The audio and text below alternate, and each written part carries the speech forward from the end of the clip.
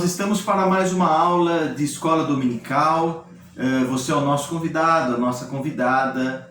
Mas antes de nós estudarmos a palavra do Senhor, eu quero orar com você. E eu vou colocar diante do Senhor esse triste momento que nós enfrentamos, da pandemia. Muitas pessoas enfermas, internadas nos hospitais, os hospitais sobrecarregados, muitas cidades já do nosso estado, da nossa região já não tem mais vagas, leitos de UTI. Eu quero orar por você, com você, por esse triste momento que toda a humanidade, e que Deus nos dê sabedoria, cuidado nesse tempo. Vamos orar. Senhor Deus e Pai, nós estamos diante de Ti e buscamos no Senhor, ó Pai, compreensão, a paz nesse momento tão difícil da humanidade. Senhor, as pessoas estão enfermas, muitos contaminados, muitas sofrendo, internados nas UTIs, nos leitos de hospitais, outros sem acesso, não estão conseguindo leitos, ó Pai. Muitas cidades do nosso estado, do nosso país, já não tem mais vagas nos hospitais. Que o Senhor atue poderosamente, trazendo a Tua paz nesse momento e o Teu entendimento, Senhor. Guarde os Teus filhos e filhas. Nós clamamos o Teu santo nome. Nos ajude, Senhor, ajude-nos como filhos e filhas do Senhor. Abençoe, ó Pai, toda a nação, o planeta que sofre com essa Covid e além da Covid tantas outras crises, também a crise econômica que vem junto ligado a esse momento, pessoas desempregadas, pessoas sofrendo. Cuida, Senhor, e nos dê também entendimento do que nós devemos fazer como igreja para ajudar as pessoas que estão também sobrecarregadas, cansadas, enfermas no nosso cotidiano. Nós pedimos tudo em nome de Jesus. Amém, Senhor. Amém. Bem, nós estamos hoje na segunda aula e o tema que nós estamos debatendo é os grupos sociais no tempo de Jesus e a sua formação, ou como eles se formaram. Essa é a segunda aula e nós vamos conversar aí com vocês. O texto base para a nossa conversa está lá no Evangelho segundo São Marcos, capítulo 9. Nós vamos ler do versículo 33 ao versículo 37. Marcos 9, do 33 ao 37, eu vou ler aqui com você e buscando desde já a palavra do Senhor para as nossas vidas. Diz assim: tendo eles partido para Cafarnaum, estando ele em casa, interrogou os discípulos: de que é que discorreis pelo caminho? Mas eles guardaram em silêncio, porque pelo caminho haviam discutido entre si sobre quem era o maior. E ele, assentando-se, chamou os 12 e lhes disse: se alguém quer ser o primeiro, será o último e servo de todos. Trazendo uma criança, colocou-a no meio deles e, tomando-a nos braços, disse-lhes: qualquer que receber uma criança, tal como esta, em meu nome, a mim me recebe. E qualquer que a mim me recebe, não recebe a mim, mas ao que me enviou. Amém por esta palavra, Bem, os discípulos haviam tido aqui uma discussão, Eles tiveram uma discussão para saber quem ficaria ou como seria a composição dos primeiros lugares no reino dos céus, nessa jornada com Cristo. E eles mesmos ficaram envergonhados, durante o caminho, pensarem nessa situação das posições de poder. E o Senhor Jesus, sabendo disso, interroga aqueles homens, pergunta o que é que eles discutiram no caminho, qual foi o tema que tanto ali perturbou os discípulos. Eles ficaram em silêncio, provavelmente envergonhados por terem cogitado essa disputa por poder no empreendimento de Cristo. Mas aí, enfim, depois desse constrangimento, o que esses homens estavam pensando, o Senhor Jesus muito bem sabia. Por isso ele chama, ou assenta-se, e ali troca uma ideia, uma conversa como um mestre, como um senhor. Ele diz que se alguém quer ser grande, quer ser primeiro, será o último e passa a ser servo de todas as pessoas, né? Pega o exemplo de uma criança, põe ali no meio dos discípulos um pequenino e diz, né? Se alguém receber essa criança, qualquer que receber uma criança como esta em meu nome, a mim me recebe. E qualquer que a mim me recebe, recebe também aquele que me enviou. Olha que interessante, né? A pureza daquela criança, o Senhor Jesus comparando esse importante compromisso, né, com o Cristo de Deus, como nós quando recebemos uma criança, né, na sua simplicidade. A criança não é tão preocupada quanto nós com as questões de poder, de dominação, e por isso o Senhor Jesus usa o exemplo. Bem, eu destaquei aqui para vocês o versículo 35, que diz: ele, assentando-se, chama os 12 e lhes disse: se alguém quer ser o primeiro, será o último e servo de todos. Está aqui a proposta de Cristo, né? Nessas nossas relações de poder, nessas nossas questões de influência, né? Porque todos nós, dentro da sociedade, exercemos posição de poder, seja na igreja, na família, no trabalho, aí no seu condomínio, enfim, no bairro que você mora, todo mundo exerce uma função de poder. E Jesus dando as direções, né, que nessas nossas disputas, ele coloca o exemplo de ser o último e servo de todos. E a olhar sempre para essa criança, né, que receber o Senhor Jesus como uma criança. A criança não é tão ligada aos interesses como nós, né? Assim, o que é que ela pode me oferecer, né? O que eu posso me beneficiar com isso.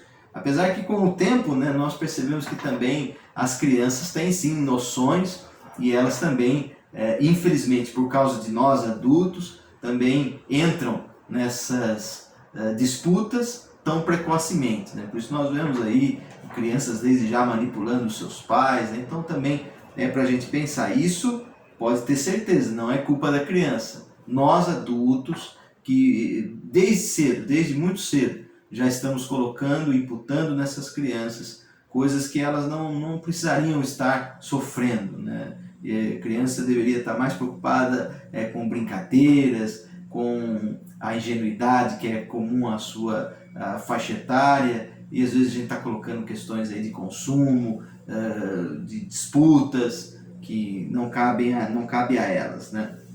Bem, toda essa pregação do Senhor Jesus, ela ocorre em meio à cultura helênica, como nós falamos a semana passada, uma mudança cultural, onde as pessoas passam do conceito da terra compartilhada, que a terra é do Senhor, para a propriedade privada. O conceito de cidade, né, começa a existir, uma população palestinense marcada pelo campesinato, né, a viver no meio rural. Agora a cidade passa a ser o centro da administração política e econômica do contexto no Oriente Médio. E dentro dessa cultura helênica tem o que nós vamos tratar hoje do poder de Roma, o Império de Roma, né? A cultura helênica e o poderio político de Roma. O Império de Roma, ele não apareceu repentinamente na Palestina, não. Ele foi chegando de mansinho, ele foi criando os seus meios para o controle de poder daquele espaço territorial. Isso no ano de 63 a.C., é o que nós podemos entender como a consolidação dessa dominação romana em território palestinense.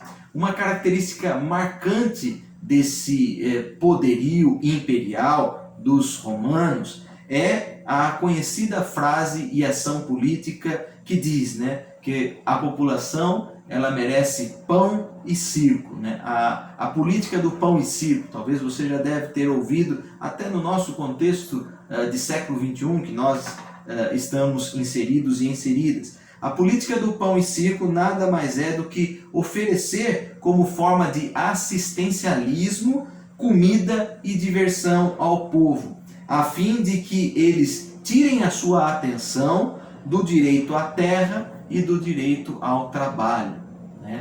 Então o pão e circo era a diversão oferecida, ao invés de nós darmos condições para as pessoas se emanciparem, né? Terem um trabalho digno, receberem um valor justo por aquilo que elas fazem, cada um ter a sua terra, a sua casa, e ao invés de dar esses subsídios de emancipação para os seres humanos, o que as pessoas davam eram pequenas provas de assistencialismo. E também vale pensar, né, que a cultura do pão e circo influenciou sim a religião. Muitas vezes nós também oferecemos diversão para as pessoas, oferecemos aquele assistencialismo, ao invés de sermos solidários, né? O Evangelho de Cristo ele não oferece assistencialismo, ele oferece sim solidariedade, o participar junto. Num primeiro momento, sim, nós devemos apoiar as pessoas, dando a elas o alimento que ela precisa, mas sempre na perspectiva de libertá-lo, de conduzir essa pessoa para que ela mesma crie condições de sair daquele momento de vulnerabilidade em que ela se encontra. Bem, então essa era a característica do pão e circo. Outra forma de dominação é a violência e força militar. Os romanos eram conhecidos por exercer ou por praticar a violência contra a população. Os imperadores romanos, eles também foram marcados na Palestina pelo poderio de agressividade militar.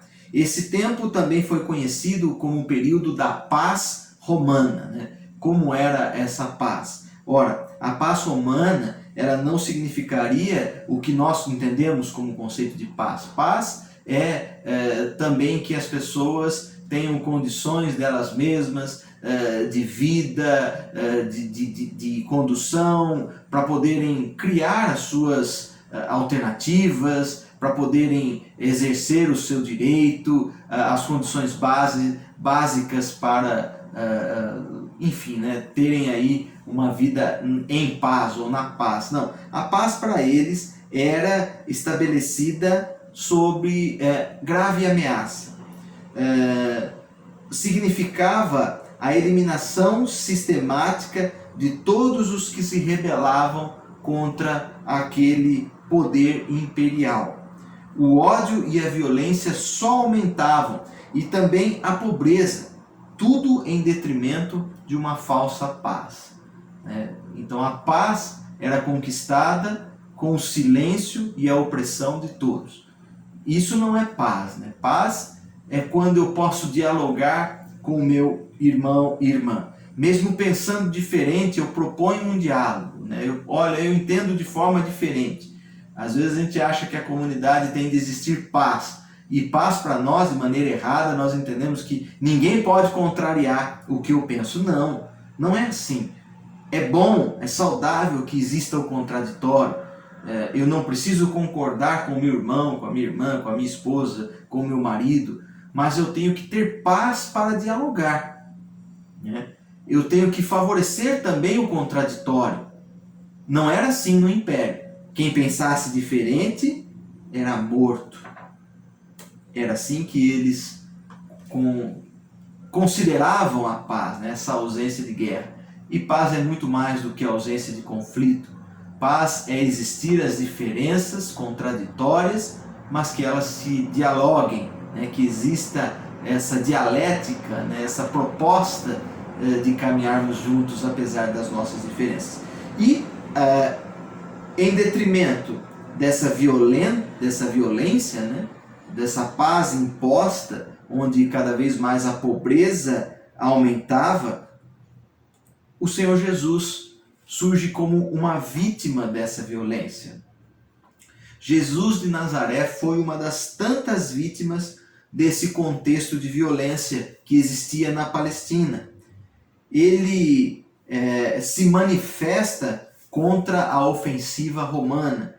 Jesus é contra esse poder e ele paga com a sua própria vida. Era essa forma que o império utilizava para controlar. Vamos aniquilar os diferentes. Vamos destruir e matar quem pensa diferente. Eu quero aqui te fazer uma pergunta. Será que nós não estamos fazendo isso? na nossa vida? Eu fico aqui analisando a minha vida. Será que eu também não tenho matado, calado a pessoa que pensa diferente da forma como entendo ser a certa? Se isso está acontecendo na sua vida, na sua família, na sua comunidade, é hora de você repensar. Isso não é paz, né? Isso sim é violência. E o Senhor Jesus, no Evangelho de João, capítulo 14, versículo 27, ele diz: deixo-vos a paz, a minha paz vos dou. Não vou lá dou como dá ao mundo.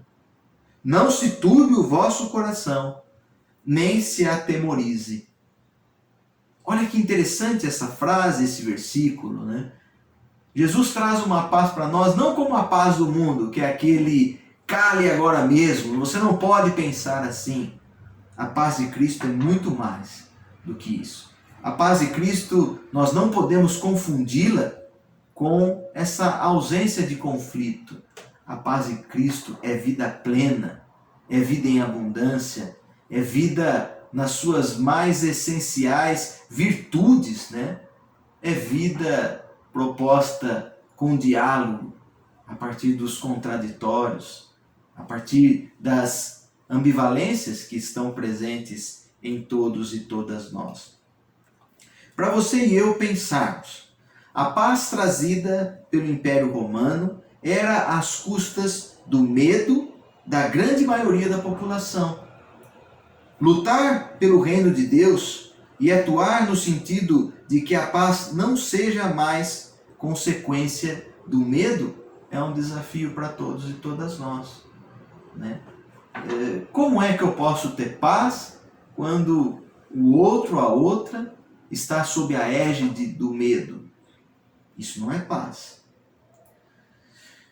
E aqui também, para nós continuarmos pensando, vivemos tempos de uma religiosidade fundamentada no medo e na retribuição.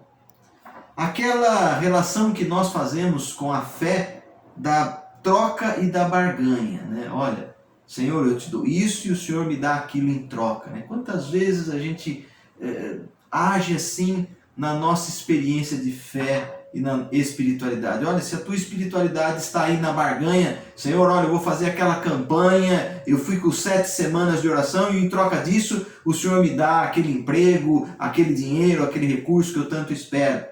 Não viva essa religiosidade, isso vai ser doentio na sua vida. E também não fique com medo, né? Muitas vezes nós frequentamos e realizamos as nossas práticas espirituais na égide do medo, ou preocupados, né? Olha, se eu não fizer isso, Deus vai me punir. Não é assim que funciona com Deus. Quem faz isso conosco é o império. O império, sim, coloca o medo e nos impede de viver uma vida plena, que então entendemos ser uma vida de paz. Depois dessa reflexão, como era a imposição de poder do império na vida daquelas pessoas? E a partir dessa exposição da imposição de poder do Império Romano no tempo do Senhor Jesus, nós também podemos analisar aí os impérios que nos dominam nos nossos dias. No tempo do Senhor Jesus, o poder maior na Palestina se fazia sentir especialmente através de 3 formas. Vamos lá. Primeiro, a presença militar na região. A principal força do império era o seu grande exército, que era bem coeso e disciplinado. Os destacamentos militares eram bem chamados de legiões. É bom ter presente essa palavra também para o exercício de lermos os textos bíblicos. Depois eu desafio você, leia lá Marcos capítulo 5, versículo 1 ao 20. Marcos 5, do 1 ao 20. E quando você encontrar legiões, lembra que essa era a forma como se conhecia os destacamentos militares. As legiões eram os destacamentos militares. Essa força e presença militar no contexto palestinense. Outra forma de imposição de poder era a presença dos representantes do império, né? Os representantes do império tinham como função marcar ali, né? Olha, Aqui quem manda é o império. Aqui não vem com essa história de reino de Deus, não vem com essa perspectiva de uma nova vida, porque aqui quem manda é o império. E na administração, esses representantes eram os responsáveis por cuidar dessa marca.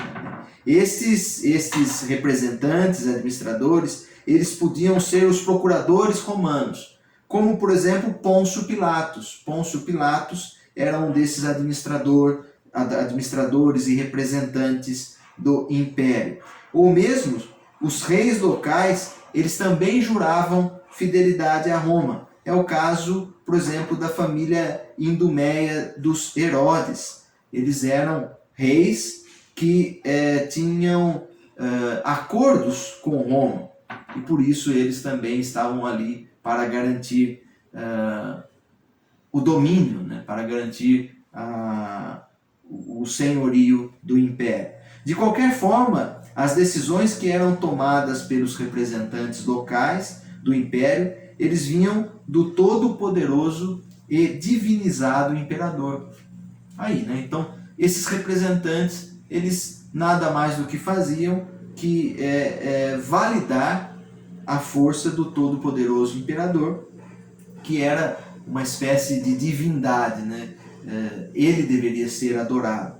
Por isso, o conflito com Jesus, né? Quando fala, aqui está o rei dos judeus, ou o Messias, isso causa transtornos para o império, porque eles não aceitavam. Quem deveria ser adorado é somente o imperador. Outra forma, e a terceira forma de imposição, era a cobrança dos impostos. Esta era a opressão romana mais sentida na vida do povo. O império exigia os tributos, e esses tributos deveriam ser pagos a partir da moeda romana, e mantendo dessa forma a hegemonia, o domínio da moeda, né? Então a economia era marcada e toda desenhada a partir da moeda romana. As consequências da dominação romana na vida do povo. Vamos lá. A partir desse contexto aí, né, do poderio militar, também da presença dos representantes do império, a cobrança dos impostos, o que isso acarreta e ocasiona no povo? Primeiro, esse povo ele perde a solidariedade familiar em favor de um individualismo crescente. Também como consequência desse domínio romano, passa a reinar cada vez mais uma mentalidade mercantilista e competitiva na vida daquelas pessoas. Também ocorre o empobrecimento do campesinato, o povo do campo cada vez mais pobre, a perda da terra e o aumento do latifúndio que tomam conta das aldeias, né? As pessoas perdendo aí o seu espaço de terra, aumento dos sem terra, dos diaristas e os meieiros. As pessoas passam a viver com o desemprego, passam a viver na condição de servos e migrantes, né? O empobrecimento. Então, para concluir, né, nesse império que cada vez mais destrói a vida das pessoas e acaba com as condições básicas de vida delas, a proposta política de Jesus contra esta dominação é o exercício da partilha e o serviço. Né? O servir, nós aprendemos aqui no primeiro texto que nós lemos, do Evangelho de Marcos 9, 33 ao 37, que quem quiser destacar-se seja o último e o primeiro que serve. E agora também ele nos ensina a partilha. Em João capítulo 6, versículo 11, nós temos: então Jesus tomou o pão, tendo dado graças, ele distribuiu entre eles, e também igualmente os peixes, quanto queriam. Aí, né, Jesus ensinando a partilha do pão e do peixe, onde todas as pessoas puderam se alimentar. A partir, então, ou com essa conclusão, eu quero deixar uma pergunta para você discutir aí na sua casa e estender o debate. Qual é o poder dominante dos nossos dias, né, da sua vida? Que poder que influencia sobre nós hoje? Essa dominação tem prejudicado a sua vida plena com Cristo? A proposta de Jesus Cristo, que é a partilha e o serviço, eles têm relevância para os nossos dias? Será que a partilha e o serviço são formas de nós contrapormos as dominações que existem no nosso tempo? Fica aí a interrogação para você e eu pensarmos. Deus abençoe sua vida, tenha um ótimo domingo, até logo mais às 19 horas no culto de adoração a Deus. A paz.